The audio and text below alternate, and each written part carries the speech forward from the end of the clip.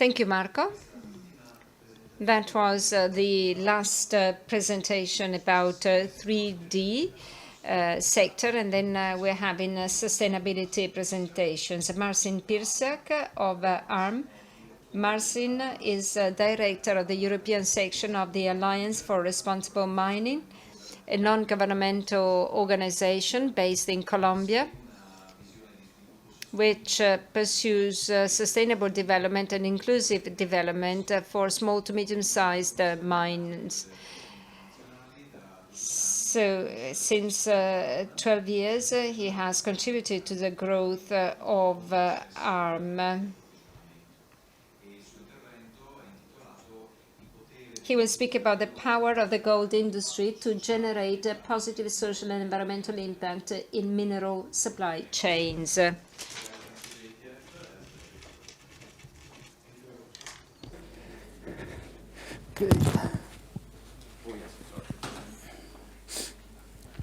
Okay, thank you very much for the invitation. It's been really exciting to see all the amazing developments in the jewelry design and processing. So for me, it was also very new, and especially the products, the beautiful works of art that are exhibited outside. So I would like to invite you today for the next 20 minutes to step back a little bit and think how the precious metals, gold especially in this case, arrives to your workshops, arrives to your offices, and what happens before, and how it is linked to sustainability of jewelry industry and the choices that are made in terms of sourcing. So we're going to start kind of thinking, what's happening before? Where is my gold coming from? Do I know the place, the conditions where it was extracted or processed? Are the impacts of this positive or negative? And I actually made a bit of an experiment yesterday walking around the fair and asking these questions. And to be honest, there weren't very many answers. So brands do not really know very well, what happens behind and how, what happened to the gold that they are working with. So I guess for the industry that really their primal matter is precious metals, it is a very material and important issue to investigate. And today we're going to look at some options, and I have a preferred options that obviously we'll try to convince you about, but let's see. So obviously gold, well, comes from below the ground, and it can be mined by large, let's call them conventional mining operations, so often multinational companies. And that's kind of, there are a lot of issues to be discussed around that. But then there is a sector that is less known, artisanal and small-scale mining. And you can see, a kind of brief definition of what it is. It's sometimes hard to identify, but the OECD says that that these are mining operations, formal or informal, that use simplified forms of extraction, processing, transporting, and normally they are characterized by low capital input and quite high labor input. And we can see it in these numbers. So we can see that although it's very difficult sometimes because of the nature of this activity to have the actual numbers, but we can see that 10 to 20% of global gold production is done by ASM. And it actually affects a lot of people. 20 million people around the world are doing this activity. And you can see actually in the jewelry, in terms of workforce employed, it's 90% of the gold mining industry as all. So what are the practical implications of this? The practical implication is that 1 kilo of gold can provide livelihood for 20, 40 men or women in local communities for a year. So that's really, in terms of employment generation, it's really, really powerful. And here, just a brief look at, where it's happening. We can see that it's really a livelihood strategy that is practiced mostly in the developed world, and that is very significant and important for these places. So just to kind of give you an idea of what we're looking for, because looking at the map of the world, we can also imagine that it's a very diverse activity, and indeed it is. So you can look at small businesses, cooperatives, a bit more organized, but also groups of individual miners, especially women in this case. Depending on the geological conditions, we can look at hard rock primary mining. So primary because you go straight to the vein where the gold is located, and obviously you need to use explosives to blast the hole. And you can see that it's normally the tunnels are made in quite a simple way with the use of simple tools.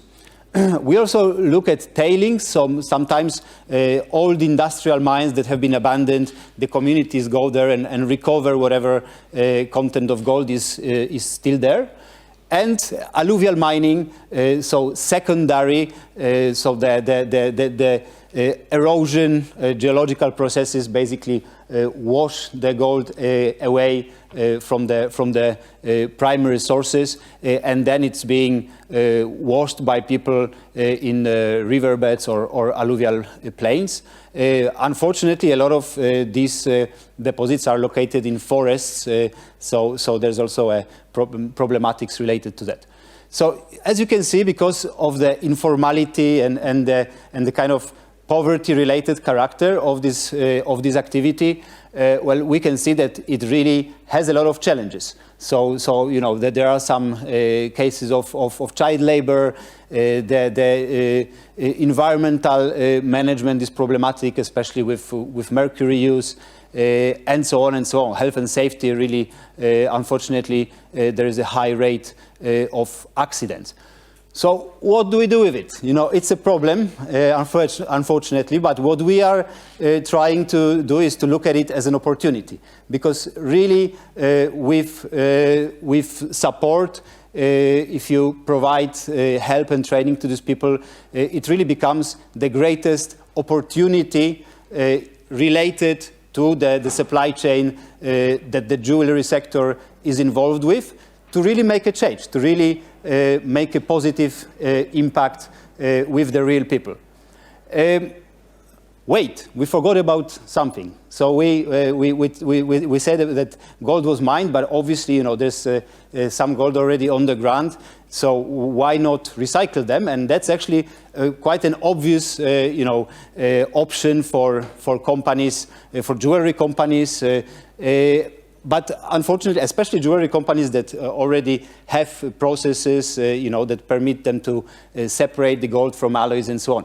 However, there are some important weaknesses of this strategy. So first of all, you don't really know, where it comes from, the conditions, the kind of the previous life of gold. Is becoming a bit lost in these cycles, and although obviously there are efforts made to ensure that this recycled gold doesn't come from areas that have been affected by conflict and so on, or some really negative mining. Well, unfortunately, there are some risks that this gold is like water. It gets into holes that it resurfaces at some point. And for us, the biggest, let's say, from the kind of sustainability and social perspective point of view, this mining will continue anyway. So it's not that if companies only start using recycled gold, that miners will stop mining. They're going to do it. Unfortunately, the buyers that will be left for them will be, those who really don't care and offer them worse conditions and kind of leave them in this cycle of poverty. So that's obviously why we think that it's an amazing opportunity in terms of both risk management and CSR for jewelry. Why risk? I think this is an interesting point because 10 years ago, if you looked at the sector at this artisanal mining, well, obviously we have seen that there are a lot of risks. However, the discussions and the dialogue actually evolves now in an argument. Yes, there are risks, but it doesn't mean that you have to disengage, but just the opposite. It's responsible to engage with them and support them in making this transition. If you don't, as we said, this is really part of the imaginary of the sector. Everyone knows that it's happening, even if you don't try not to look at it. So at the end, it goes back like a boomerang and may hit you if you really, try not to look at it. And obviously, from the kind of positive perspective, the biggest positive impact to be made, especially social impact, is in engaging with ASM. So we try to argue that, if you really want to think about the holistic sourcing policy, you should include at least some artisanal gold. Obviously, it's not very realistic sometimes to think that you can include everything, but it's a nice mix, for example, with recycled and the part of ASM. Why? Because you can support women like Marina from Honduras, that thanks to formal mining, before she was unemployed or kind of scavenging, and now she can support her family working in a processing plant. She's been trained, and for the last 3 years she's been, in a formal employment. Another argument is because the regulatory context is quickly evolving. So the movement of due diligence promoted by the OECD more than 10 years ago, a kind of cornerstone of all these debates, is now being actually included in legislation. So we have the EU regulation on conflict minerals that started in 2021, and at the moment there is a proposal of a new directive on corporate sustainability for the EU, for the due diligence, sustainability due diligence. So this is something that's that's also, because of legal obligations, it's hard to ignore. Finally, we can have a look also at some of the voluntary industry initiatives that have appeared. And I think for the jewelry, well, especially the RJC, the Responsible Jewelry Council, or maybe LBMA, are quite relevant. And I've seen actually going around the fair some presence, especially of RJC. So why am I here? Because I work for Alliance for Responsible Mining.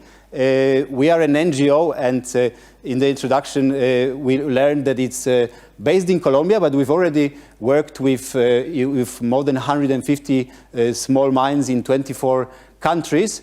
And how we work? We develop standards. So obviously you don't want to have the same standard, for a small family mine as for the huge corporate mining. So we develop standards that actually are fit for purpose and are possible for these people to comply with. Then we work with the miners to empower them to really comply with these standards and become more stable, more profitable organizations. We try to connect their gold with the markets, mostly jewelry markets, and also obviously for all of this to happen, there are a lot of things necessary in terms of policies, legislation in the producing countries, and that's also something that we try to promote. So just to kind of give you an idea, obviously I don't want to get into too much detail, but I think it's important to understand that even for these small businesses, there are several things that at the same time that they have to comply with. So they need to get organized first, understand if their mining business actually makes sense from the kind of economical point of view, mining, health and safety, environmental management. Then they have to process the gold in an environmentally friendly and an efficient way, and finally sell it, hopefully export, and so on. So it seems, you know, that you can maybe make a comparison with a farmer. So you have these, you know, big farming companies and a small family farm. So a lot of these things can be a bit difficult to grasp for them. But I would like to show you just a few examples of kind of real life situations where you could really change people's lives. So this is, for example, a process with a mine in Colombia. A very nice mine. It's a family mine. They, apart from mining, they also grow cocoa and keep bees. So there's honey, chocolate, and gold. And with them, we've gone through a process of eliminating mercury, in the process improving the productivity by 42%, and also we're going to hear about water treatment. So also for these smaller places, it's an important part, you know, of their environmental responsibility. We also work in Africa, and Burkina Faso, it's a sub-Saharan country in a very dry zone, and actually, you know, mining has caused some deforestation, so they are working to re-establish the forests, and the community is planting trees, is recovering, you know, some of the damages. This is a mine in Honduras, and this is an example of a change in terms of health and safety. So, you know, when they started, it was just kind of a disorganized group of people, and they were doing holes like this. And after a process and investment, we can see a completely different situation. You know, there's a tunnel, proper tunnel with support. They are wearing all the protective equipment, and really also, you know, change the mindset. They're no longer these invaders, but proud small business people, right? And obviously, you know, women are a very important part also in this ecosystem. And here is an example of a kind of additional activity. So these women actually are mineral collectors. So they go through the tailings and try to recycle, in a way, whatever gold content may have been there. And apart from that, you know, they are starting to work as tailors, making uniforms for the small mine that they are contributing.